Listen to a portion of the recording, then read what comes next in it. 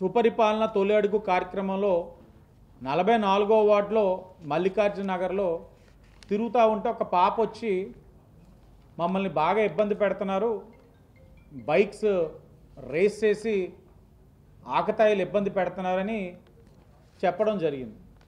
సరే, చెప్పిన వెంటనే పక్కనే ఉన్న ఎస్ఐ గారిని పిలిచి రేస్ చేస్తుంది ఎవరాలు ఏంటి అన్నది తెలుసుకొని సాయంత్రం మీరు డిపార్ట్మెంటల్గా వెళ్తే బస్సు దిగే టైంకి ఏడిపిస్తున్నారని చెప్పింది పాప. నేను ధైర్యంగా చెప్తున్నాను, కొంతమంది ధైర్యంగా చెప్పలేకపోతున్నారని అంటే సరే ఆయన్ని మఫ్తీలో వెళ్ళి ఎవరన్నది ఐడెంటిఫై చేసి చర్యలు తీసుకోండి, ఎవరు చెప్పినా ఆఖరికి నా కుటుంబ సభ్యులైన కూటమి చెప్పినా ఉపేక్షించద్దు, ఎందుకంటే నగరంలో మహిళలు సురక్షితంగా ఉండాలి అని చెప్పడం జరిగింది. సరే, దాని తర్వాత ఏం జరిగిందన్నది చెప్తాను. ఈ వీడియో మా వాళ్ళు పోస్ట్ చేయడం, కొంతమంది నాకు పర్సనల్గా వాట్సాప్ చేస్తున్నారు, అన్న అలా పెట్టావు కదా వాళ్ళని ఏమైనా వెళ్ళి బెదిరిస్తే ఏంటి అన్నది ఒకటి. కొంతమంది అంటా ఉన్నారు ఇది గతంలో ఒకడు ఎలాగే పబ్లిసిటీ చేసుకున్నాడు అదేనా అని కొంతమంది అంటున్నారు. వాళ్ళందరికీ నేను ఒకటే చెప్తా ఉన్నాను, గతంలో పబ్లిసిటీ చేసుకున్నవాడు అక్కడ వార్నింగ్ ఇచ్చి దాని తర్వాత ఏం జరిగిందో వదిలేస్తాడు. ఇక్కడ పబ్లిసిటీ ముఖ్యం కాదు, మేము రీల్ స్టార్స్ కాదు. ఇది కూటమి విశ్వాసం, ప్రజల యొక్క విశ్వాసం నుంచి వచ్చింది. ఆడక్కడ ఏం చేశాడు, ఆడ అల్లరి చేసిన వాడిని గుర్తించాం, ఆడి బండి 3 టౌన్లోనే ఉంది, వాడు రోజు వెళ్తున్నాడు.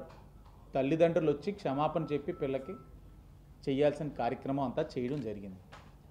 వీడియో పెట్టడానికి కూడా ముఖ్య ఉద్దేశం ఏంటంటే ఇది స్ఫూర్తిగా తీసుకొని, ఆ పాపలో ఉన్న ధైర్యాన్ని స్ఫూర్తిగా తీసుకొని ఇంకొంతమంది నాకు తెలియచేస్తారన్న స్వార్థంతో పెట్టాను తప్ప పబ్లిసిటీతో కాదు. ఇంకొకటి, పెట్టిన తర్వాత అమ్మాయి జోలికి వెళ్తే ఏంటి అన్నారు. ఒక్కసారి నేను కానీ నా కూటమి కానీ భరోసా ఇచ్చిన తర్వాత వెళ్ళే ధైర్యం ఎవరికి లేదు. చేస్తే ఎవరైనా ధైర్యం చేస్తే ఏ విధంగా చర్యలు ఉంటాయన్నది అప్పుడు చెప్తాం. ఎందుకంటే నేను మరలా చెప్తా ఉన్నా, నా మీద విమర్శ చేసినా, నా కుటుంబం మీద, నా భార్య నా కొడుకుని విమర్శ చేసినా ప్రజాస్వామ్యబద్ధంగా గౌరవంతో కామ్గానే ఉంటాను.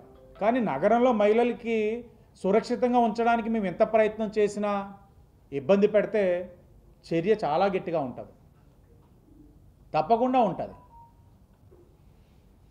ఈరోజు ఆ అమ్మాయి ధైర్యంగా మాట్లాడడం వలన నిన్నటి నుంచి ఇప్పటికి 3 ఎడ్యుకేషనల్ ఇన్స్టిట్యూషన్స్ దగ్గర ఏ టైంలో ఇబ్బంది పెడుతున్నారు, ఎక్కడ ఇబ్బంది పెడుతున్నారని మాకు తెలిసింది.